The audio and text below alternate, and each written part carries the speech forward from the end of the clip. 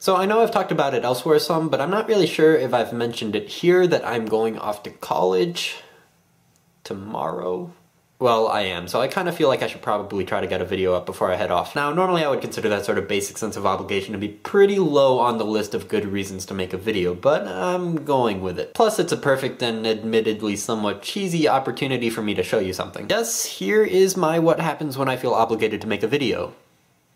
Alright, so really the biggest thing that happens is I tend to lose a lot of confidence in previous ideas I've had for videos that maybe I just didn't get a chance to record or just wanted to save for later. And there are a couple of reasons why this can happen. To give an example, earlier this summer when I was working my internship at the lab in Connecticut, I got the idea to make a video about quiet. And I kind of actually got really excited. I thought it was going to be a great video. I was going to talk about the different kinds of quiet, some pleasantly familiar, like that sort of comfortable sense of agreement where nothing even needs to be said, and some more painfully familiar, like awkward silence. More than any of that though, I wanted to talk about a rather distinct brand of quiet that I had noticed over the past week or so that was very specific to the lab itself. And I'm having trouble thinking of adjectives to describe this kind of quiet other than specific and distinct. I will say though that it kind of made it feel like I was doing the work that I was doing because I was made to do it. It was almost as if someone were looking into the building from overhead and watching me along with the other people who were working in the lab just do our thing. It was eerie, to say the least. Of course, a week later, when I actually had time to film the video, I felt completely different about the matter. I don't know what happened, but I definitely felt more comfortable, and the lab felt more like a playground than a facility. So yeah, point being, with all that long-windedness, sometimes I don't act on old video ideas because I no longer am behind the idea behind the video. There are other times though when I'll write and finish and edit a script and read it over at the end, only to scrap the whole idea completely. This tends to be more often the case with my more,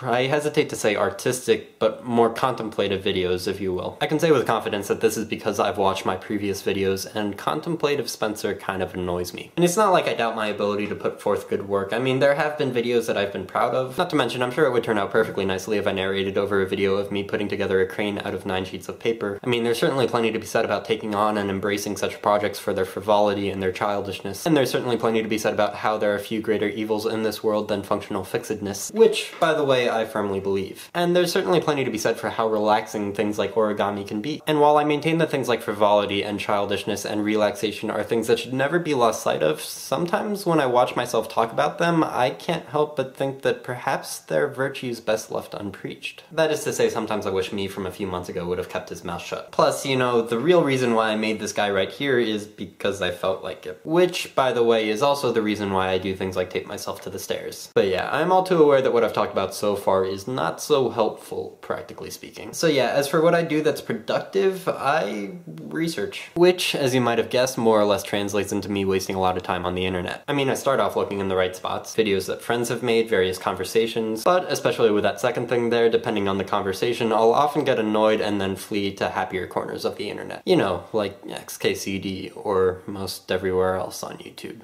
Alternatively, I take all the nothing that I've accrued in the however long it's been since my last video, and I mash it into a few minutes and hope for the best. Here's to hoping for the best. Bye.